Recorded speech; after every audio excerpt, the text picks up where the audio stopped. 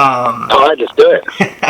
Awesome, and we're a little over a month removed from the release of Sons.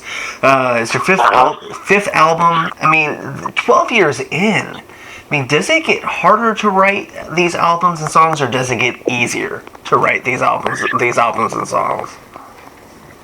Oh God! Well, this one was kind of written a lot on the road for the most of the tour, you know. Okay.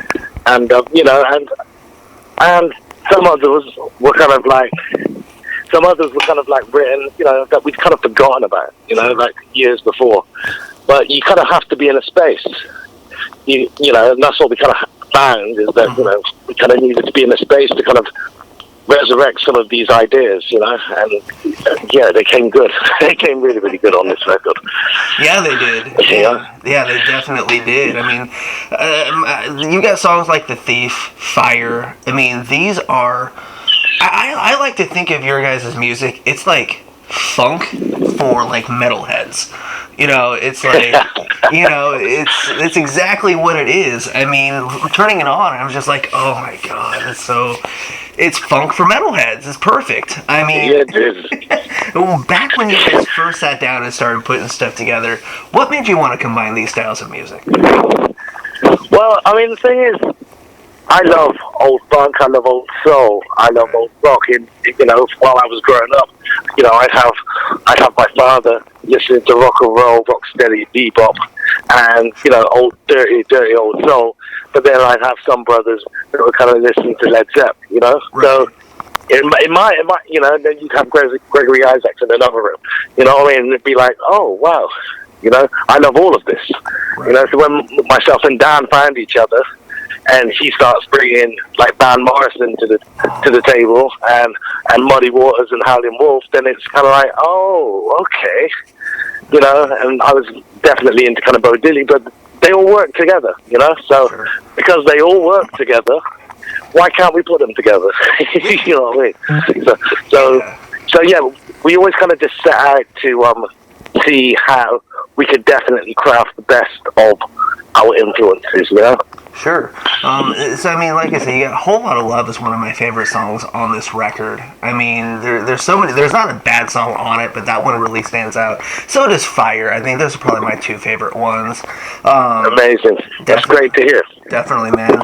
I mean, how important is it? I mean, 5 records in to evolve the sound and keep kind of the same essence, but really kind of build on that and not stay the same. Yeah, you have to build. You know, it's essential. You know, as we grow, and within this record, I kind of really felt that socially we had become a lot more kind of aware and a lot more conscious. Just because, you know, we're getting older, we have children. You know, and you're trying to build and work within a world that you want our children to kind of be a part of, you know. So when you're saying like 5 records in, it's kind of like I want, you know, I'm kind of riding around with Memphis in his trailer at the moment, you know. But I want him to grow into a wonderful world that we can all kind of, you know, if we just pay a little bit more attention, then you know, and not sleep, then he'll definitely kind of be able to kind of grow into a world that I kind of would love to have been a part of creating, you know? Yeah, definitely. And I see that within this record, and you know, but yeah, you definitely it's kind of difficult, but it's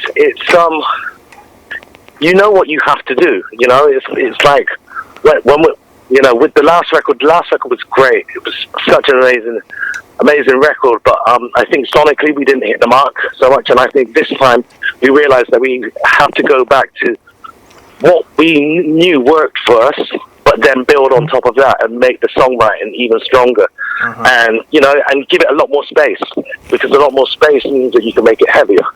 You know, and that's what we did with this. We consciously looked at, you know, the strongest parts of our past records and said, right, how would we make this bigger? You know, It's because we got to come out swinging. You know?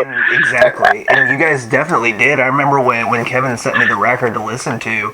I was familiar with a couple songs here and there, but I'd never really gotten into the heavy because there's just so much. There's so much stuff out there. And I remember when I turned it on and listened to it, I texted one of my buddies. He was the best man at my wedding. He's like my concert buddy. I was like, dude, I've got a band you have to check out. He's like, what is it? I said the song. He's like, oh my god, this is the best thing ever. I mean, we just fell in love with it so much. Oh, amazing, dude. Definitely, man. Thank you for spreading the word. Oh yeah, well that's my job. Yeah, I know. But you guys just recently wrapped up the 2-week tour of the North America. You did a 2-week promo tour over here, and it just within the last week or so, I think, finished up. I mean, how was that? And then playing some of these songs over here.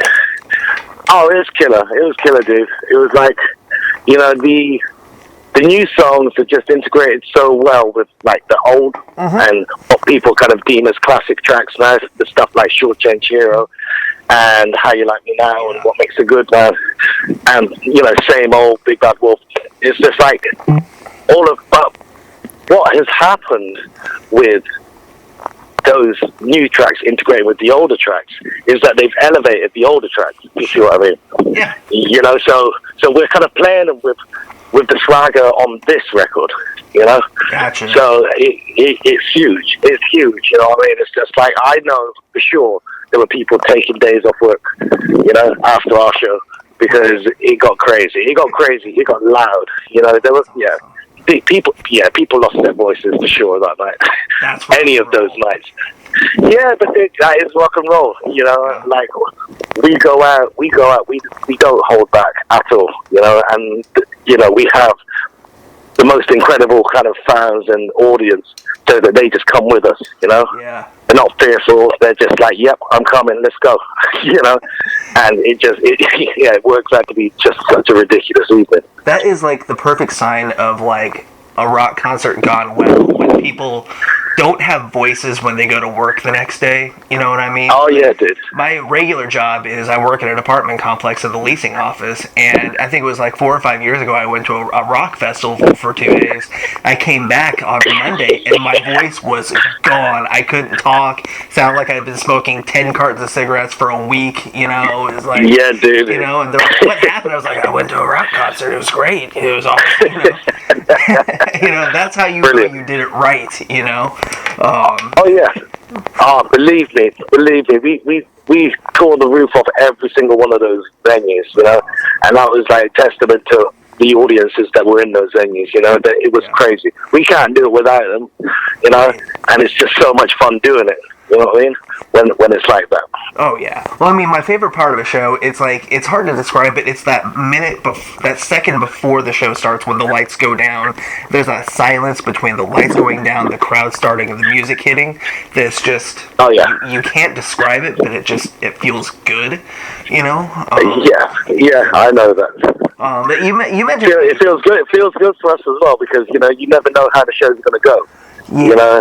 And so within the first minute or so, you're kind of like, all right, let's see how this is going to work out. Yeah, you know? Especially when you're playing some of the newer stuff live for the first time, because you see online in social media and online in the message boards how fans are reacting to it, how much they love it, and how much they like it, but you never know how well it's going to translate over live for the first time. But you mentioned it. I feel like these songs really stand up with the classic, the older material, and you can kind of intertwine them in there, and it all works, you know. Oh yeah, that's what we do. That's what we do. You know, we're playing we're not playing so much stuff from Great Vengeance and Furious Fire, but the other 4 records we're playing stuff, and we're just kind of in between it, and it's like a 90-minute show, you know. That's awesome. It's full on, and everybody is up with us all the way through. So you know. Yeah, so it kind of feels like songs feels as if, you know, yes, okay, let's build upon this now, you know, we're already back to writing, I've got to ask you. I've got to ask you.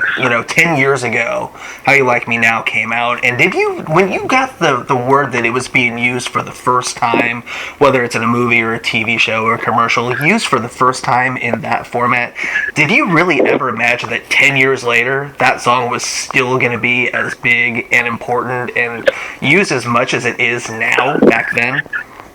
Well, no, it was crazy. It was so funny because I remember being sat in sorry, 1 second. I remember being sat in a cafe, I think it was in France or something, and I was with Daniel, and we were speaking to our manager at the time, and he kind of told me that, David Letterman wanted us to come on the show and perform "How You Like Me Now." Right. It was just like, what? And the thing is, we didn't even know how big David Letterman was, So we were kind of like, all right, well, whatever.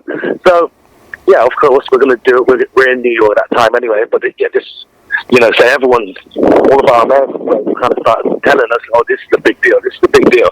Right. And you're kind of like, all right, okay, all right, let's see what's up. But at that time, "How You Like Me Now" was hinging on getting clear adverts. Right. And we were kind of like, oh, okay, well, that could be pretty cool.